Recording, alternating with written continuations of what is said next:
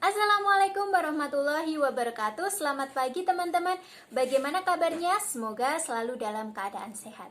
Sebelumnya perkenalkan, nama saya Noviana Siska Omisyaton selaku moderator pada presentasi kali ini. Kami dari kelompok 7 yang beranggotakan saya sendiri, Noviana Siska Omisyaton, Anida Eriana, Mita Mulia Wijayanti, dan juga Saftikono Rohman akan memaparkan materi terkait dengan learning goals, learning outcomes, performance objektif, bentuk-bentuk perencanaan pembelajaran, sistematika perangkat pembelajaran, dan juga teori penyusunan perangkat pembelajaran. Baik teman-teman, selamat menyaksikan pemaparan materi dari kelompok 7. Materi yang pertama yaitu tentang tujuan pembelajaran, hasil pembelajaran, dan tujuan kinerja. Ketiga hal tersebut bertujuan untuk memastikan konsistensi atau ketetapan dalam solusi pembelajaran dan keberhasilan dalam pencapaian siswa.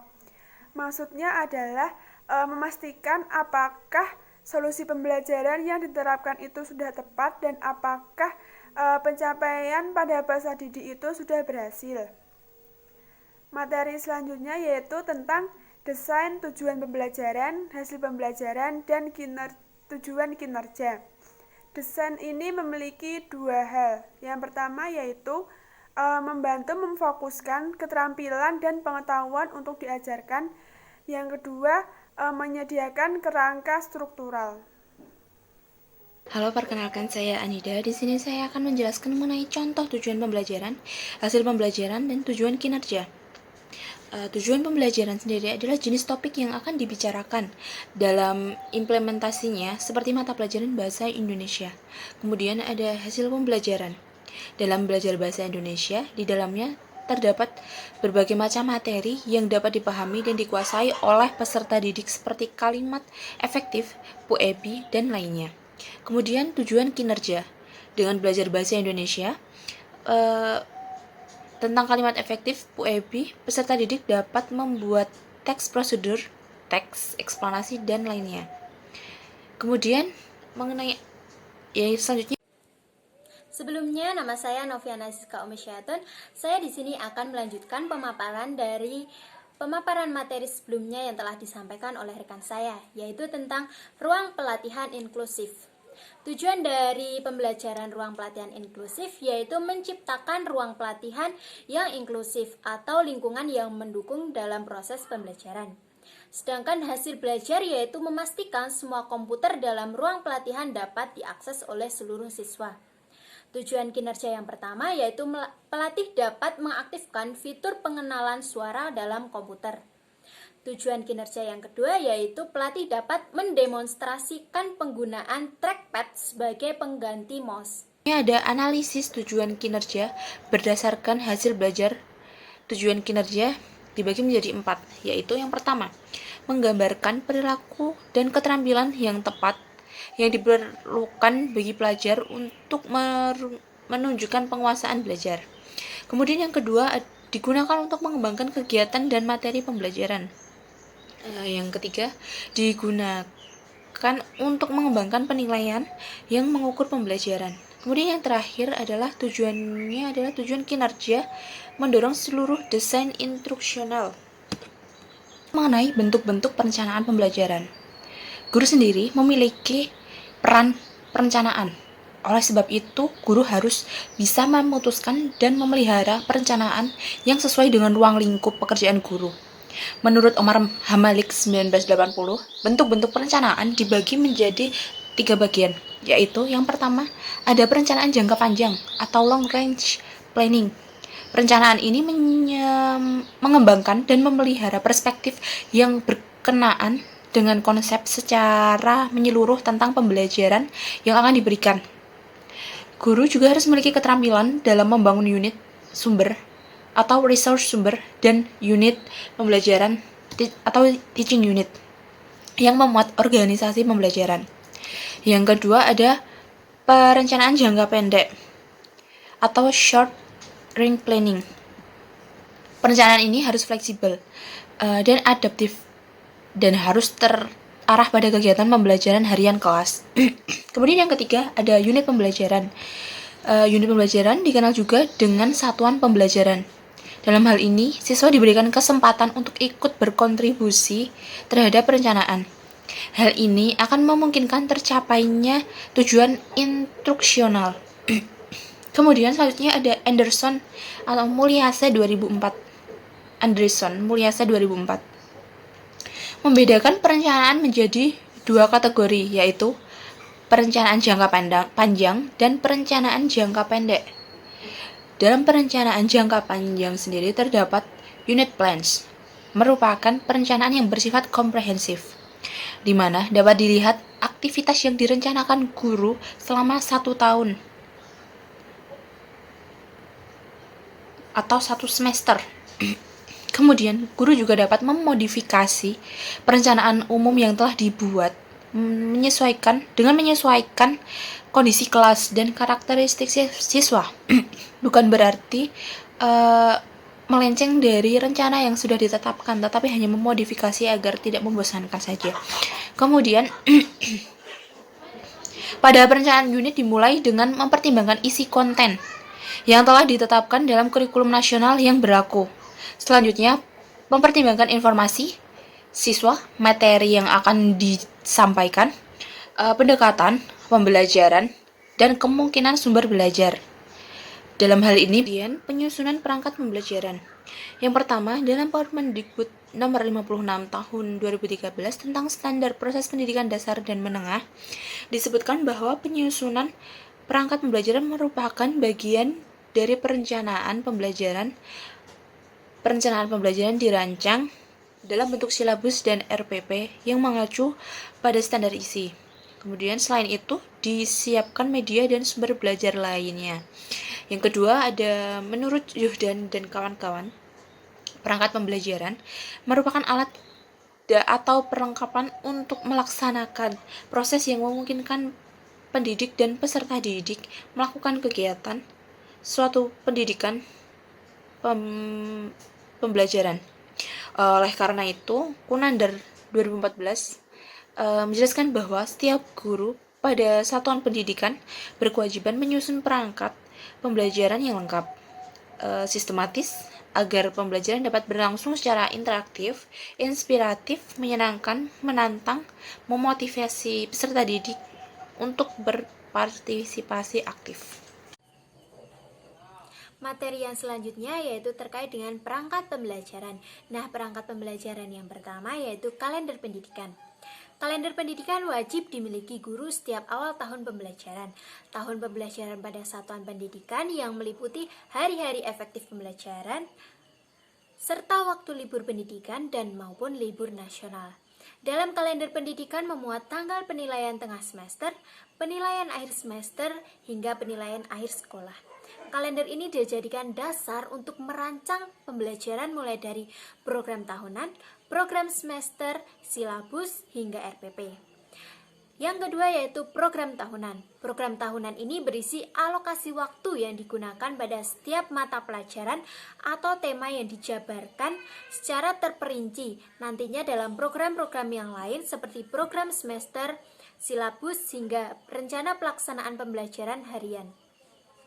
Program tahunan ini dibuat agar guru mengetahui apa saja cakupan bab dalam materi pembelajaran atau cakupan sub-materi dalam suatu tema yang harus dipelajari selama 1 tahun pelajaran. Dengan guru mengetahui rincian dalam program tahunan ini, diharapkan pembelajaran yang diterapkan dapat mencapai hasil yang maksimal setiap tahunnya. Yang ketiga yaitu program semester. Program semester ini merupakan penjabaran dari program tahunan. Program semester ini dijabarkan menjadi program bulanan serta program harian. Pada program semester ini, para guru membuat apa saja yang akan diajarkan kepada para anak didik setiap hari, serta dievaluasi setiap selesai satu materi yang telah dibahas. Yang keempat yaitu silabus. Silabus merupakan suatu rincian detail tentang rencana mengajar guru yang disusun dalam kelompok tema atau mata pelajaran tertentu. Komponen dari silabus yaitu kompetensi isi atau standar kompetensi atau KI dan SK, kompetensi dasar atau KD, indikator pencapaian kompetensi atau IPK, materi pembelajaran, alokasi waktu, penilaian, dan sumber belajar yang digunakan. Yang kelima yaitu rencana pelaksanaan pembelajaran. Nah, rencana pelaksanaan pembelajaran atau RPP adalah hal wajib yang harus dipegang guru sebelum melaksanakan pembelajaran. RPP ini merupakan perangkat yang berisi prosedur dan pengorganisasian pembelajaran untuk mencapai satu atau beberapa kompetensi dasar. Lingkup rencana pelaksanaan pembelajaran mencakup satu atau beberapa kompetensi dasar yang terdiri dari satu atau beberapa indikator untuk satu kali pertemuan atau lebih. Rencana pelaksanaan pembelajaran sekurang-kurangnya memuat tujuan pembelajaran, kompetensi inti, kompetensi dasar, indikator, pencapaian kompetensi, materi ajar, metode pembelajaran, sumber belajar, langkah-langkah pembelajaran, dan penilaian hasil belajar. Yang keenam ada lembar kerja siswa. Yang ketujuh ada instrumen penilaian siswa. Yang kedelapan ada buku materi ajar. Kemudian yang kesembilan ada buku absensi. Yang kesepuluh ada buku jurnal mengenai evaluasi peserta didik. Selanjutnya yaitu portofolio sebagai bahan evaluasi. Portofolio merupakan kumpulan dari berbagai tugas yang diberikan oleh guru kepada siswanya. Hasil dari tugas tersebut akan dievaluasi, kemudian hasilnya akan dibicarakan kepada orang tua sebagai bahan evaluasi siswa. Portofolio dapat dilihat secara fisik yang dinilai secara objektif serta untuk bahan evaluasi yang positif. Selanjutnya yaitu bank soal untuk mengukur kemampuan siswa. Bank soal merupakan kumpulan beberapa soal dari berbagai sumber, entah itu dari tes-tes sebelumnya atau buku-buku yang berisikan soal-soal pilihan. Bank soal bisa hanya terdiri dari satu mata pelajaran saja atau mungkin kumpulan dari berbagai mata pelajaran. Yang ketiga yaitu media pembelajaran untuk mendukung model atau metode pembelajaran yang tepat. Media pembelajaran ialah alat bantu yang bisa merangsang pikiran dan perasaan siswa sehingga siswa lebih mudah dalam memahami materi pelajaran yang diberikan. Yang terakhir yaitu laporan penilaian kelas. Laporan penilaian digunakan untuk mengetahui sejauh mana kemampuan siswa dalam memahami materi pembelajaran yang diberikan oleh gurunya. Daftar laporan ini berisi data siswa serta nilai-nilai yang dicapai, apakah sudah memenuhi kriteria kelulusan minimal atau KKM. Jika dalam penilaian harian siswa masih belum memenuhi KKM, maka bisa dilaksanakan kegiatan remedial. Materi yang selanjutnya yaitu terkait dengan sistematika rencana pelaksanaan pembelajaran. Teman-teman, kita akan belajar tentang sistematika rencana pelaksanaan pembelajaran. Yang pertama yaitu identitas. Penulisan identitas mata pelajaran meliputi identitas sekolah, mata pelajaran, kelas dan semester, alokasi waktu, dan materi atau tema. Yang kedua yaitu kompetensi inti. Kompetensi inti atau KI adalah tingkat kemampuan untuk mencapai standar kompetensi lulusan yang harus dimiliki peserta didik pada setiap tingkat kelas atau program yang menjadi landasan pengembangan suatu kompetensi dasar. Kompetensi ini mencakup 4 dimensi yang mencerminkan: yang pertama, nilai spiritual, yang kedua, sikap sosial, yang ketiga, pengetahuan, dan yang keempat, keterampilan. Yang ketiga yaitu kompetensi dasar. Kompetensi dasar adalah jumlah kemampuan yang harus dikuasai peserta didik dalam mata pelajaran tertentu sebagai rujukan penyusunan indikator kompetensi. Sedangkan yang keempat yaitu indikator pencapaian kompetensi. Indikator pencapaian kompetensi adalah perilaku yang dapat diukur atau diobservasi untuk menunjukkan ketercapaian kompetensi dasar tertentu yang menjadi acuan dalam penilaian mata pelajaran. Selanjutnya yaitu yang kelima. Yang kelima ini adalah materi ajar.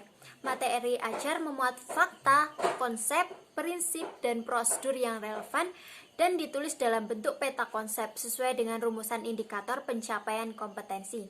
Yang keenam yaitu kegiatan pembelajaran. Teman-teman, kegiatan pembelajaran terbagi dalam kegiatan pendahuluan, inti, dan penutup. Kegiatan pendahuluan.